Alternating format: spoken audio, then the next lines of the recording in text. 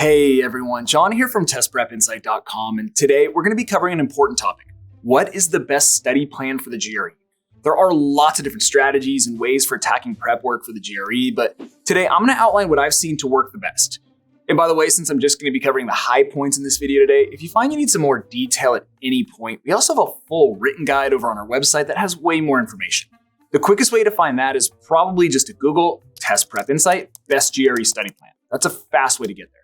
All right, so like I just said a second ago, there are lots of different ways of attacking your GRE studies, and people have very different opinions on it.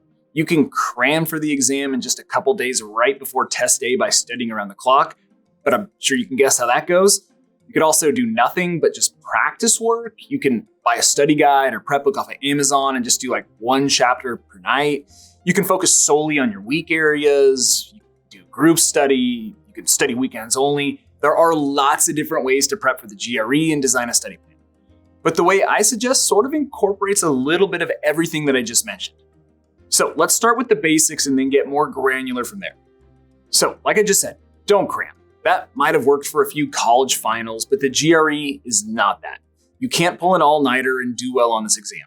You're going to need to spread your studying out. But also, you shouldn't do just weekends either. As much as it might suck because of work or kids or whatever other obligations you have going on in the evenings, you're going to want to spread your studying out, including at least a few nights per week. Also, you can't just focus only on practice. I've seen a few bloggers suggest doing nothing other than mock exams and reviewing answers. And there's some truth to this method, as studies have shown that there is a very strong correlation between the number of practice tests completed and score improvement, but that can't be the only thing you do. The GRE tests you on hard content, and you're going to need a refresher on everything from geometry equations to college level vocabulary to algebra concepts that you haven't seen since your junior year of high school. So practice alone won't get you there. And likewise, it is really smart to focus on weak areas, as this is where you're going to see the biggest score increases, but that can't be all you work on either. There is a kernel of truth in focusing on areas of weakness, but you need to be well-rounded, as every section of the exam is weighted equally, and if you just work on areas where you're already strong, your gains will be really small and incremental. So you need a well-rounded study approach.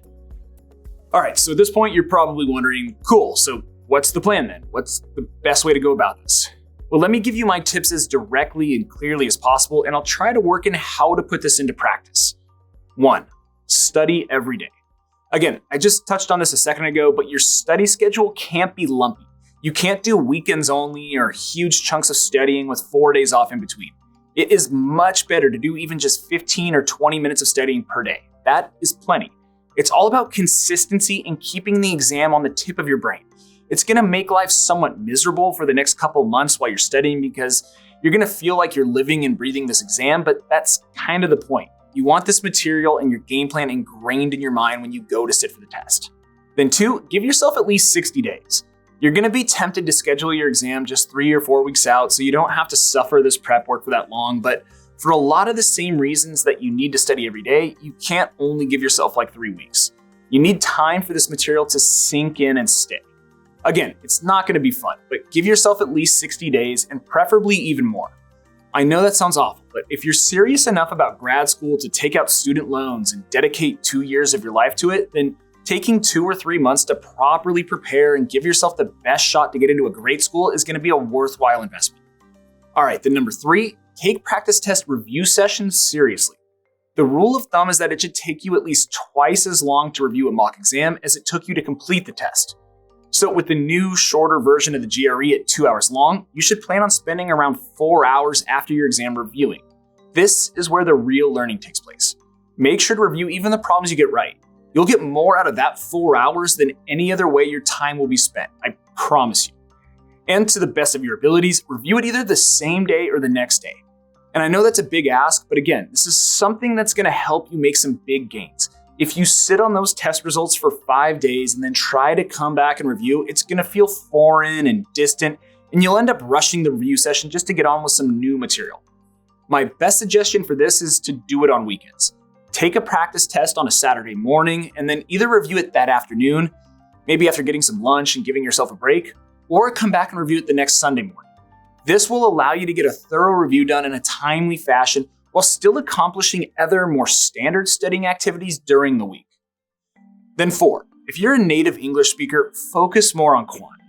And I know that sort of goes against what I said earlier about not over-prioritizing your time or focusing too much on weaknesses. And you still do need to spend time studying for the verbal section, but just generally speaking, in my experience, non-international students get the biggest gains by studying for quant. If English is your first language, you have a natural advantage in the verbal section. You've been speaking English your whole life, you're probably already pretty intelligent if you're planning to go to grad school, and you'll likely be surprised by the verbal concepts that you already know intuitively without studying by simply being an English speaker. Again, this is a bit of a generalization, and you're going to want to brush up on vocab and get some practice in regardless, but all else being equal, I would focus more on quant. Then 5, lastly, use a prep course. I've done a video about how to DIY your prep for the GRE, and it is definitely possible, but my recommendation is to pay for a prep program. Building your own study plan from scratch and cobbling together free and cheap study materials from different sources is a pain, and frankly, it's a little risky. It can of course be done, but the thing is that prep courses are going to do that hard work for you and provide additional tools that you can't buy on a standalone basis from Amazon. And you're going to have better support and guidance. In fact, I just want to dig in a little bit on this. One of the main advantages of using a prep course is the study plan that they give you. The whole point of this video. They're going to customize a schedule for you personally and hold your hand throughout the whole process. How it works is that when you sign up with most of these prep courses, they'll ask you when your exam date is, what your weekly availability to study looks like, and then they'll have you take a diagnostic test. Then, based on your strengths and weaknesses from your performance on that test, they'll optimize a plan for you based on your studying windows. It essentially takes what would otherwise be a pretty laborious project and just does it for you. Plus, the best part of using a prep courses schedule as opposed to mapping out your own in Excel is that your schedule within the program updates and changes based on your progress and performance. Most prep companies will add or remove assignments based on how you're coming along and doing in your practice sets, which is a huge value add. But there's also other reasons to use a prep course other than just the study plan as well. When you study alone with your own schedule and tools, you're usually limited to just books and practice problems. But the nice thing is that full prep programs use those same materials, but also layer on live instruction, on-demand video lectures, performance analytics and progress reports, give you email support, flashcards, and some other useful tools. In other words, you get more robust study tools with a prep course versus the DIY approach. So for those reasons, when it comes to picking the actual study materials that'll be the basis of your study plan, I always recommend grabbing a full prep course over a book from Amazon. And by the way, if you do take my advice and opt for a prep course over a book, I have a couple recommendations for courses. There are over a dozen different GRE prep courses on the market these days, but our favorite by far is either Kaplan or Manhattan Prep. If you want live classes and instruction, then you've got to go with Kaplan, and I say that for a couple reasons. First, their instructors have been around forever and know the GRE incredibly well. It just seems to come more naturally to them than other instructors that we've seen. Second, the Kaplan Live lesson plans focus on higher yielding content and they flow really well. And third, Kaplan assigns more personalized and targeted homework before and after class than some of the other prep providers we've used. So if you plan to have actual live classes be the central component of your study plan, we highly recommend Kaplan for that. They have the best live GRE prep classes that we've seen. And as another option, if you're okay with the self-guided route and prefer on-demand video lessons as the backbone of your study plan and instruction, then Manhattan Prep is our recommendation there. Their video lectures are the best we've seen and reviewed by a mile.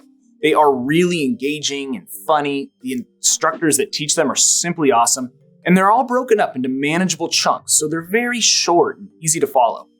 And the really nice thing about Manhattan Prep's on-demand course is that it's actually pretty affordable. Their course, called GRE Interact, costs just $300.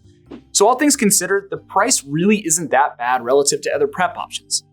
And even at that, Manhattan Prep as well as Kaplan are both really aggressive with deals and special promotions, and you can almost always find a discount on their courses, so make sure to check for coupon codes. In fact, I'm going to do my best to keep the description down below updated with the most current discounts that I can find floating around out there, so make sure to check out that text below the video screen before buying. You can usually save at least 10% or more with each company, so make sure to check that out.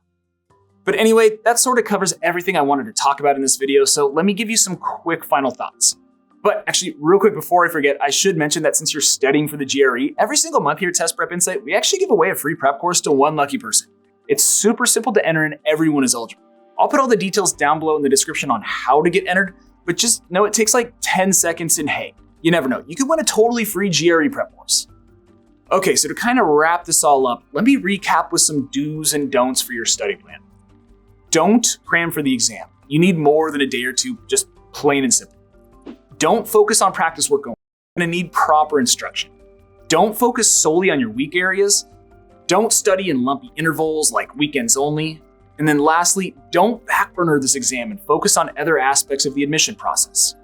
Then conversely, do study every day. Make it a priority in your life for a couple months. And on that point, do give yourself at least 60 days to study. You're gonna need it.